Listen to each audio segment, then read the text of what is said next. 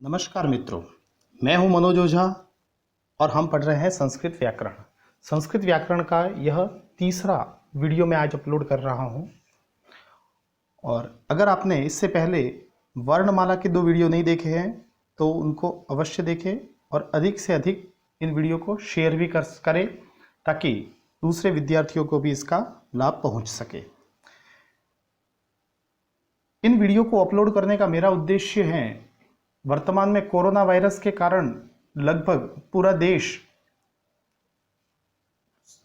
के सभी विद्यालय, कोचिंग वगैरह सभी बंद हैं और ऐसी स्थिति में मैं भी एक शिक्षक हूं modern wisdom senior secondary school Bhinmal में, और मैं चाहता हूं कि मैं अपने विद्यार्थियों को घर बैठे कुछ ना कुछ पढ़ा सकूं। तो इसके लिए मुझे ये माध्यम अच्छा लगा और इसी के लिए मैंने ये छोटा सा प्रयास किया है। अतः आपके सहयोग की आवश्यकता है और सहयोग यही होगा कि आप अधिक से अधिक इस वीडियो को शेयर करें। हाँ, ये वीडियो 6ठी से 10वीं तक के सभी बालकों के लिए उपयोगी है तथा जो रीट भर्ती परीक्षा के लिए जो तैयारी कर रहे हैं उनके लिए भी ये उपयोगी सिद्ध होगा। चलिए आइए बिना व्यर्थ समय गवाए हम वीडियो को शुरू करते हैं। तो पहले 2 वीडियो में हमने पढ़ा था वर्णमाला, संस्कृत वर्णमाला। आज के हमारे इस वीडियो का विषय रहेगा उच्चारण स्थान, वर्णों के उच्चारण स्थान। उच्चारण स्थान क्या होता है? वैसे जो वर्णमाला का पार्ट 2 था उसके अंदर हमने कुछ उच्चारण स्थानों की बात की थी, स्पर्श वर्ण, और उन स्पर्श वर्णों को बोलने के लिए 5 उच्चारण स्थानों का हमने प्रयोग किया था। कोई भी वर्ण बिना उच्चारण स्थान जब उनको बोलते हैं तब उनका उच्चारण करना बहुत ही उनके बोलना असंभव सा हो जाता है, क्योंकि उच्चारण स्थान कहीं ना कहीं हमारे हृदय में या हमारे मस्तिष्क में जो विचार आए उनको उद्गारित करने का हमारे पास जो अच्छा साधन है वो है उच्चारण स्थान। इसी के माध्यम से हमारी ध्वनि जो है वो मुंह से बाहर निकलती है। तो चलिए, मुख के जिस भाग में जिस वर्ण का उच्चारण किया जाता है वही उस वर्ण का उच्चारण स्थान कहलाता है। अब देखिए, आमतौर पर देखा जाता है कि जब भी हम उच्चारण स्थान पढ़ते हैं उस समय बालकों के सामने एक बहुत बड़ी एक सारणी के रूप में उसको प्रेषित किया जाता है, जिसे देख करके छोटे बालक घबरा जाते हैं। छोटे तो क्या, बड़े बालक जो होते हैं वो भी घबरा जाते हैं। तो मैंने एक छोटा सा प्रयास किया है जिसमें सारे वर्णों को, जिस प्रकार से हमने वर्णमाला में पढ़े थे ठीक उसी प्रकार से मैंने सारे वर्णों को अलग अलग भागों में विभाजित किया है और विभाजित करने के पश्चात इसको सारणीबद्ध किया जाएगा। हालांकि सारणीबद्ध करने के लिए इसका दूसरा वीडियो आएगा तो वो भी आप अवश्य देखें। तो आज हम केवल इनको अलग अलग रूप में देखेंगे और समझेंगे, रटने का प्रयास नहीं करना है। अगर हमने एक बार इन वर्णों को समझ लिया उसके बाद में ज्ञान के स्थायित्व के लिए संस्कृत में जो 11 सूत्र बनाए गए हैं उच्चारण स्थान याद करने के लिए, हम उनका अध्ययन अगले वीडियो में करेंगे। तो चलिए देखते हैं उच्चारण स्थान। तो सबसे पहले हमने वर्णमाला में पढ़े थे स्वर, और स्वरों के उच्चारण स्थान सबसे पहले हम देखेंगे। तो मैं आपसे ये कहना चाहूँगा कि अगर हम स्वरों के उच्चारण स्थान पढ़ रहे हैं तो हमें एक काम करना होगा। काम ज़्यादा मुश्किल नहीं है, केवल और केवल हमें उच्चारण स्थान जो हम पढ़ रहे हैं हमें केवल उन उच्चारण स्थानों को क्या करना है, केवल और केवल ह्रस्व स्वरों के उच्चारण स्थान हमें याद रखने हैं। ह्रस्व स्वर कौन कौन से? ह्रस्व स्वर या मूल स्वर भी कहते हैं इनको, अ, ई, उ, री और लृ। इन 5 वर्णों के उच्चारण स्थान याद कर लीजिए, आपको बाकी सारे स्वरों के उच्चारण स्थान याद हो जाएंगे। चलिए आइए देखते हैं। अ, जब अवर्ण का उच्चारण करते हैं तब हमारे मुख से ध्वनि निर्बाध रूप से निकल जाती है, अर्थात इसका उच्चारण जो है वो कंठ से होता है, कहीं भी जिह्वा का स्पर्श नहीं होता। तो अ का उच्चारण स्थान होता है कंठ से। ई का उच्चारण स्थान होता है, ई बोलते हैं तब हमारी जिह्वा जो है वो तालु वाले भाग को स्पर्श करती है, स्पर्श नहीं करती, तालु वाले भाग की तरफ जाती है। ई तालु वाला भाग, जैसा कि हमने कल वाले वीडियो में देख लिया था कि तालु यानी हमारे आगे वाले जो ऊपर के दांत हैं ठीक उसके पीछे और उसके ऊपर जहां से चमड़ी का भाग शुरू होता है उसको हम कहते हैं तालु। तो ई का उच्चारण स्थान होगा तालु। उसके बाद में ऊ बोलते ही हमारा मुंह जो है वो गोल हमारे होठ जो है वो गोल आकृति के रूप में हो जाते हैं, तो ऊ का उच्चारण स्थान है वो होगा ओष्ठ, और होठ दो होते हैं इसलिए हमने इसका उच्चारण स्थान रखा है ओष्ठो। री का उच्चारण स्थान है वो मूर्धा। मूर्धा से तात्पर्य है तालु से ठीक उपला भाग, उसको कहते हैं मूर्धा। और री बोलते समय री जो है वो हमारे जो आगे वाले दांत जो हैं सामने वाले, उसके ठीक पीछे की तरफ हम इनको स्पर्श करते हैं, इसके लिए इस री का उच्चारण होगा दंताहा। दांत बहुत सारे होते हैं इसलिए दंताहा शब्द का प्रयोग किया गया है। चलिए देखते हैं इसमें। अ का उच्चारण स्थान कालू कंठ। एक बार फिर से मैं आपको उच्चारण स्थानों की जानकारी प्रदान कर दूं। जैसे ये हमारा मुंह है, मुंह है, ये हमारे होठ हैं और यहाँ दांत हैं। तो अब देखिए कौन कौन से स्थान होते हैं। इस भाग को हमने कहा है कंठ, ये है कंठ। गला, उसके बाद में ये वाले जो हैं ओष्ठ, होठ। होठ के आगे यहाँ जो ये दांत हैं इनके लिए हमने प्रयोग किया है दंत।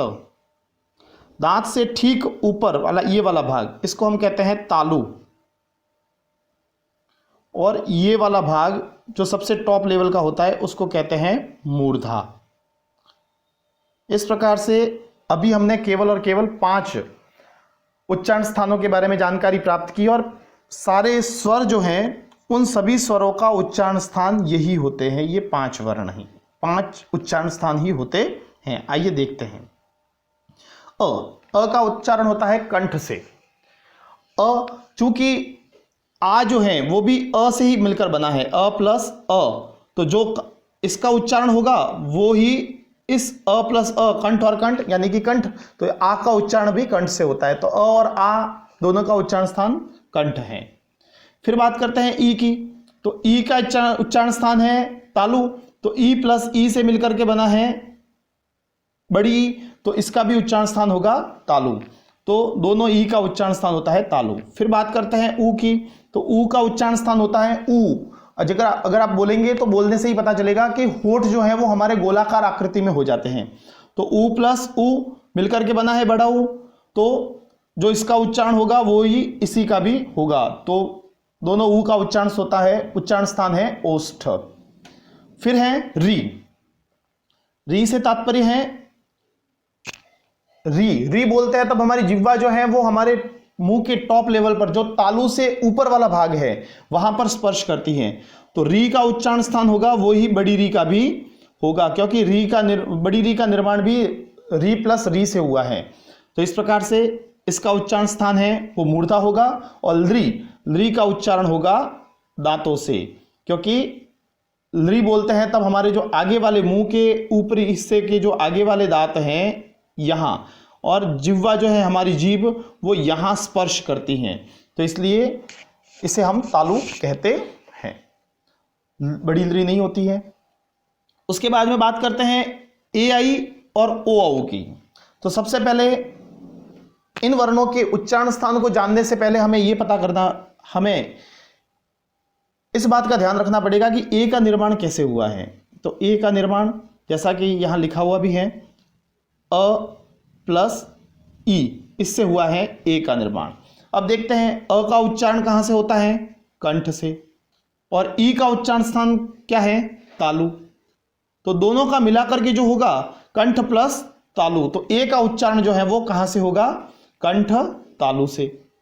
दूसरी बात आई, तो आई का निर्माण हुआ है अ प्लस ए से मिलकर के, बराबर अ प्लस ए बराबर आई।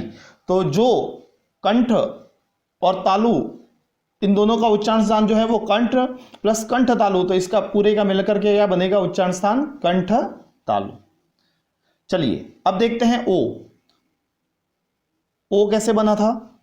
ओ बना है अ प्लस ऊ से। अ का उच्चारण स्थान कंठ और ऊ का उच्चारण स्थान होता है वो होता है ओष्ठ, तो दोनों मिलकर के क्या बनेंगे, कंठ ओष्ठ, तो कंठोष्ठम होगा।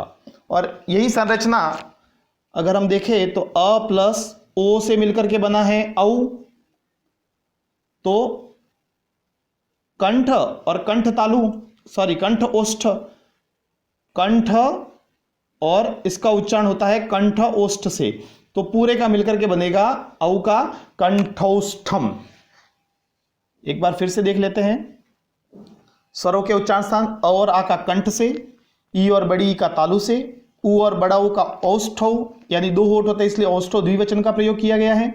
री और बड़ी री का मूर्धा से, री का दंतहा, दंत दांत हमारे मुंह में ज्यादा है, बहुवचनात्मक है इसलिए दंतहा शब्द का प्रयोग किया गया है। ए और आई का कंठ तालु और ओ और औ का कंठोष्ठम होता है। चलिए अब देखते हैं, उसके बाद में हमने वर्णों के बाद में स्वरों के बाद में हमने पढ़ा था वर्गीय व्यंजन। तो अब हम उच्चारण स्थान देखेंगे वर्गीय व्यंजनों का। वर्गीय व्यंजनों के लिए, वैसे वर्गीय व्यंजनों का तो उच्चारण स्थान हम कल वाले वीडियो में देख चुके हैं। सबसे पहले देखते हैं कि इन वर्गीय वर्णों को हम वर्गीय वर्णों को स्पर्श वर्ण भी कहा जाता है। स्पर्श वर्ण, स्पर्श व्यंजन। स्पर्श व्यंजन क्यों कहते हैं? क्योंकि इनको बोलते समय हम इनके उच्चारण में मुंह के विभिन्न भागों को हमारी जिह्वा जो है वो स्पर्श करती है। जिह्वा अथवा तो कहीं और भी स्पर्श होता है, इसलिए इन वर्णों का उच्चारण स्थान जो है वो कहीं ना कहीं स्पर्श जहां पर होता है वो इसका उच्चारण स्थान होगा।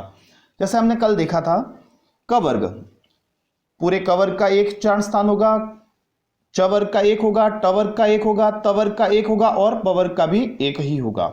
अब देखिए क वर्ग का, जब क बोलते हैं तब हमारा जो मुंह जो है ये हमारा मुंह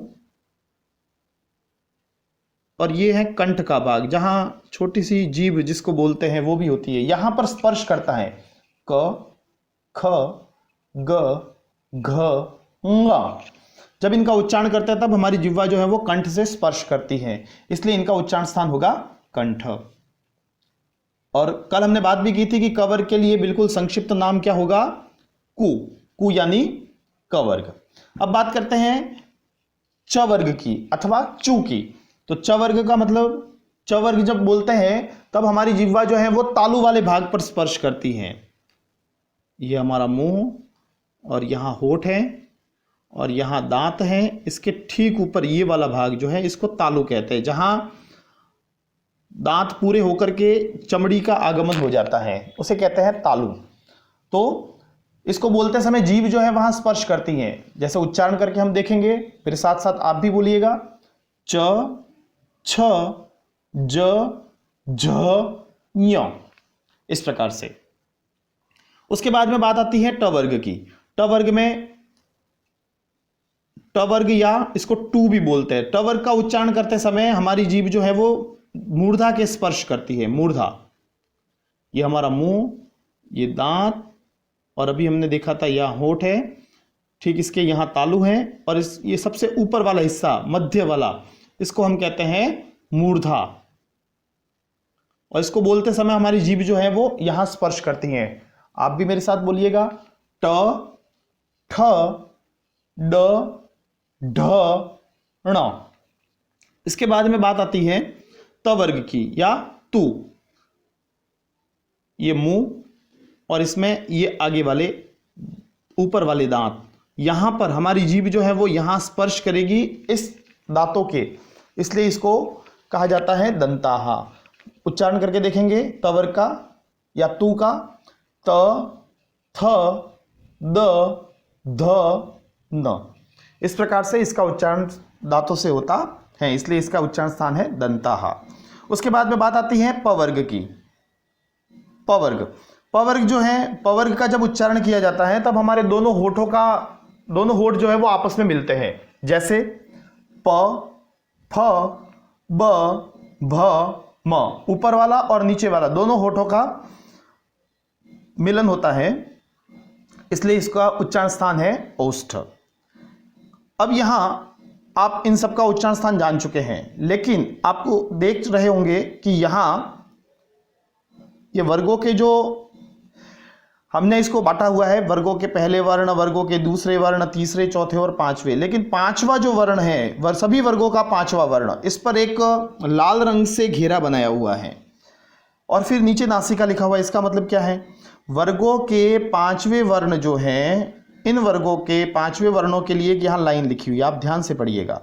सभी वर्गों के पंचम वर्णों के उच्चारण स्थान वर्गों के उच्चारण स्थानों के अतिरिक्त नासिका भी होता है। मतलब देखिए, ये जो पंचम वर्ण है,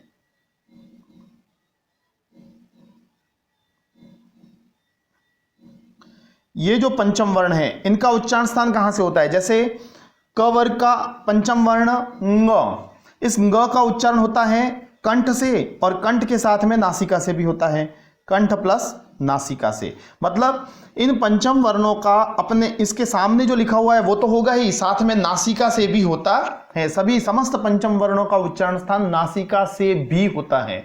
मतलब अगर आपको प्रश्न में अगर आपको ऑप्शन में लिखा हुआ हो कि ग का उच्चारण स्थान है, ए में हो कंठ, बी में हो नासिका, सी में हो कंठ प्लस नासिका, तो आप तीनों में से सी वाला ऑप्शन जो है वो सही करेंगे, क्योंकि कंठ और नासिका दोनों से होता है। इसी प्रकार से च वर्ग का अंतिम वर्ण य, और इसका उच्चारण जो है वो कंठ प्लस तालु प्लस नासिका से होता है। ट वर्ग का पंचम वर्ण ण, ण का मूर्धा और मूर्धा प्लस नासिका से होगा। फिर त वर्ग का होता है न का होता है दंताहा, दंताहा प्लस नासिका से। और जो पंचम वर्ण है प वर्ग का म का उच्चारण स्थान औष्ठ प्लस नासिका से होता है। इस प्रकार से हमने वर्गीय व्यंजनों के उच्चारण स्थानों को देखा। अब तक हमने 7 उच्चारण स्थानों के विषय में पढ़ लिया है। उच्चारण स्थान कंठ, तालु, औष्ठ, मूर्धा, दंत, ये 5, और इन्हीं में से 2 के मिश्रण से बने हुए कंठ तालु और कंठोष्ठम। इस प्रकार से हमने 7, अगर हम सूत्रों की बात करें तो हमने 7 सूत्रों का अध्ययन कर लिया है, लेकिन इन सूत्रों में अभी भी कुछ वर्ण और बाकी हैं। चलिए देखते हैं, बात करते हैं इनकी। वर्णमाला में हमने पढ़े थे वर्गीय व्यंजन और अवर्गीय व्यंजन। तो वर्गीय व्यंजन जो है उनकी संख्या तो है 25 और अवर्गीय व्यंजनों की संख्या है 8। इन 8 को भी हमने 2 अलग अलग भागों में विभाजित किया था। एक तो था अंतःस्थ और एक था ऊष्म। अंतःस्थ में 4 वर्ण होते हैं। 4 वर्ण कौन से? य, व, र, ल। फिर से बता दूं, संस्कृत में वर्णमाला में अगर आपको सही क्रम देखना है तो य, व, र, ल। रीट वाले विद्यार्थी विशेष करके ध्यान दे, अगर पिछली बार शायद यह प्रश्न आ चुका है कि निम्न में से सही क्रम क्या है। यरलव, हिंदी में यरलव होता है, जबकि संस्कृत में इसका उच्चारण जो क्रम है वो सीक्वेंस जो है माहेश्वर सूत्रों के अनुसार वो होगी य, व, र, ल। ये इसका उच्चारण होता है। अब देखिए य, जब हम य का उच्चारण करते हैं तब हमारी जीभ जो है वो तालु की तरफ जाती है। य तालु की स्पर्श नहीं करती लेकिन तालु की तरफ जाती जरूर है, तो इसका उच्चारण होगा, उच्चारण स्थान है तालु। उसके बाद में र बोलते हैं तब मूर्धा को स्पर्श करती है। र मूर्धा टॉप लेवल मुंह में, तो इसका उच्चारण होगा मूर्धा से। और ल बोलते हैं तब ऊपर वाले दांत का पीछे वाला हिस्सा जहां पर हमारी जिह्वा स्पर्श करती है उसके लिए आया दंताहा। अब देखिए एक नया शब्द मिला हमें, दंतोष्ठम। व जब बोलते हैं तब नीचे वाले दांत ऊपर वाले होठ से स्पर्श करते हैं। ऊपर वाले दांत नीचे वाले होठ से स्पर्श करते हैं, तब उच्चारण होता है व का। व तो इसका उच्चारण होगा, दंत ऊपर वाले दांत है और नीचे वाला होठ है तो ओष्ठम, तो दंतोष्ठम, ये इसका उच्चारण स्थान होता है। चलिए एक नया और उच्चारण स्थान मिला। अब बात करते हैं ऊष्म व्यंजनों की। ऊष्म व्यंजन जो है उनके उच्चारण स्थान जो हैं वो भी सेम वही है जो अब तक हम 7 + 1 8 पढ़ चुके हैं, उन्हीं में से हैं। श शंकर वाला, शंकर बोलते हैं तब हमारी जीभ जो है श बोलते समय तालु को स्पर्श करती है। तालु जहां से हमने च, छ, ज, झ, ञ बोला था या ई बोला था, ई की तरह श बोलते हैं, च वर्ग की तरह जब श शंकर वाला बोलते हैं तब हमारी जिह्वा जो है वो तालु को स्पर्श करती है, तालु। उसके बाद में षटकोण वाला श, जहां से हमने ट ठ ड ढ ण बोला था वहां पे जब हमारी जिह्वा स्पर्श करती है तो षटकोण वाला श बोला जाता है। उसके बाद में दंतीय स जब हमारी जिह्वा दांतों के स्पर्श करती है, ऊपर वाले दांतों का पीछे वाला हिस्सा वहां पर स्पर्श करती है सामने वाले दांतों के पीछे, तो उसके लिए उच्चारण स्थान होता है स दंत से। और अंत में आता है कंठ। ह का उच्चारण स्थान जो है, ह बोलते समय जिह्वा कहीं भी स्पर्श नहीं होती, ठीक अ की तरह, तो उसी प्रकार से ह का उच्चारण स्थान कंठ होता है। चलिए आइए अब बात करते हैं आगे। वर्णमाला तो पूरी हो चुकी, लेकिन हमने वर्णमाला के अतिरिक्त अयोगवाह भी पढ़े थे। चलिए अयोगवाह के उच्चारण स्थान क्या होते हैं इनको भी देख लेते हैं। अयोगवाह कितने होते हैं? अयोगवाह होते हैं 4: अनुस्वार, विसर्ग, जिह्वामूलीय और उपधमानीय। सबसे पहले बात करेंगे हम अनुस्वार की। अनुस्वार जो है, अनुस्वार का उच्चारण करते समय अनुस्वार का जब उच्चारण करते हैं तब उच्चारण नासिका से होता है, मुंह से नहीं होकर के आवाज नासिका से निकलती है। जैसे ये अ है और अ के ऊपर मैंने अनुस्वार लगा दिया तो जो ध्वनि निकलेगी वो अंग, नाक से, नाक में कुछ झंझनाहट सी होती है क्योंकि उच्चारण स्थान इसका नासिका है, अंग। तो इसलिए अनुस्वार का उच्चारण नासिका से होता है। आपको पता होना चाहिए कि हमने नासिका का उच्चारण स्थान अभी पढ़ लिया है, लेकिन वो नासिका प्लस कंठ, तालु आदि से भी होता था, लेकिन जहां अनुस्वार होगा वहां उच्चारण केवल और केवल नासिका से होता है। विसर्ग का उच्चारण जब हम करते हैं तो इसका उच्चारण जो है वो ह की तरह होता है, और जैसा कि हम जानते हैं ह का उच्चारण स्थान कंठ है, तो विसर्ग का उच्चारण स्थान भी कंठ ही होगा। अब बात करते हैं जिह्वामूलीय वर्णों की। जिह्वामूलीय वर्ण आधे विसर्ग के बाद क अथवा तो आधे विसर्ग के बाद ख, इन दोनों वर्णों को हम कहते हैं जिह्वामूलीय वर्ण। और जिह्वामूलीय वर्ण जो है इनका उच्चारण जिह्वा के मूल भाग से होता है। अब ये जिह्वामूलीय वर्ण ये उच्चारण स्थान नया है। ये देखिए हमारी जीभ है और इनका जब उच्चारण करते हैं तब ये जिह्वा का मूल भाग ये वाला, यहां से इनका उच्चारण होता है अह क अह ख। जिह्वा जो है वहां यहां स्पर्श करती है, इसलिए इसका उच्चारण स्थान होगा वो जिह्वा मूलम होगा। अब बात करते हैं उपधमानीय वर्णों की। उपधमानीय वर्ण कौन कौन से हैं? आधे विसर्ग के बाद प और आधे विसर्ग के बाद फ। जो उच्चारण स्थान प और फ का है अर्थात औष्ठ, ठीक वही उच्चारण स्थान जो है वो उपधमानीय वर्णों का भी होगा। एक बार फिर से इन सारे उच्चारण स्थानों को देख लेते हैं। इसके बाद एक और कल नया जो भी वीडियो आएगा उसमें उच्चारण स्थानों को सूत्रों के साथ एक पूरी सारणी के माध्यम से समझाया जाएगा। ध्यान रहे, उच्चारण स्थान को पहले ये वाला वीडियो देखने के बाद ही दूसरा वीडियो देखिए, ताकि ज्यादा रटने की आवश्यकता नहीं पड़ेगी। और मैं ये कहता हूं कि उच्चारण स्थानों को रटना तो बिल्कुल है ही नहीं, केवल इस वीडियो के माध्यम से समझाया जाएगा और ज्ञान को स्थायी बनाने के लिए संस्कृत के सूत्रों के द्वारा आपको ये उच्चारण स्थान दूसरे अगले वीडियो में पढ़ाए जाएंगे। चलिए एक बार फिर से देख लेते हैं। स्वरों के उच्चारण स्थान के लिए केवल और केवल हमें 5 मूल स्वरों के उच्चारण स्थान ही याद रखने हैं। अ का कंठ, जो अ का होगा वो आ का होगा। ई का तालु, दोनों ई का हो जाएगा। ऊ का ओष्ठ होगा, ओष्ठो। री जो है उसका मूर्धा और री का दंता। ए आई, चूंकि ए का निर्माण जो है वह अ प्लस ई से हुआ है तो कंठ तालु होगा, और वो का वो आई का भी होगा। और ओ का निर्माण जो है वो अ प्लस ऊ से हुआ है तो अ का उच्चारण स्थान कंठ और ऊ का उच्चारण स्थान ओष्ठ होने के कारण कंठोष्टम बनेगा। चलिए अब बात करते हैं वर्गीय व्यंजनों की। वर्गीय व्यंजनों को उच्चारण के समय जहां जहां मुंह में स्पर्श होता है वही इनके उच्चारण स्थान होते हैं। जैसे कु अर्थात कवर्ग। कवर्ग बोलते समय कंठ जो है कंठ में स्पर्श होता है। च वर्ग बोलते समय तालु में स्पर्श होता है। टू या ट वर्ग बोलते समय मूर्धा में स्पर्श होता है। त वर्ग बोलते समय दांतों के यहाँ जीभ का स्पर्श होता है और प वर्ग बोलते समय दोनों होठों में स्पर्श होता है, इसलिए इनका उच्चारण स्थान क्रमशः कंठ, तालु, मूर्धा, दंता और ओष्ठ होते हैं। ध्यान रहे इनके जो पंचम वर्ण हैं, सभी वर्गों के पंचम वर्ण ङ, य, ण, न, म, इनका उच्चारण स्थान कंठ, तालु, मूर्धा, दंता, ओष्ठौ प्लस नासिका से। जैसे यहां बताया गया है ग कंठ प्लस नासिका, य तालु प्लस नासिका, ण मूर्धा प्लस नासिका, न दंता प्लस नासिका और म का ओष्ठ प्लस नासिका।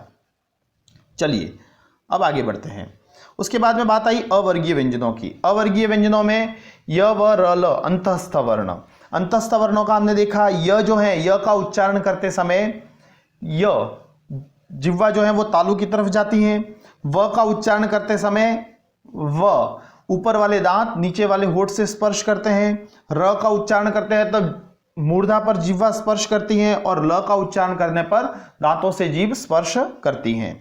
उसके बाद में बात करते हैं ऊष्म व्यंजनों की। ऊष्म व्यंजन श, श जो है शंकर वाला, इसका उच्चारण करते हैं तब तालु जिह्वा जो है वो तालु के स्पर्श करती है। स से षटकोण, षटकोण वाला श जब बोलते हैं तब मूर्धा की जिह्वा स्पर्श करती है। और स सीता वाला स जब बोलते हैं तब दांतों की जीभ स्पर्श करती हैं। और ह का उच्चारण स्थान अ की तरह निर्बाध रूप से बिना किसी व्यवधान के सीधा उच्चारित होता है, इसलिए इसका उच्चारण होगा कंठ से। अयोगवाह।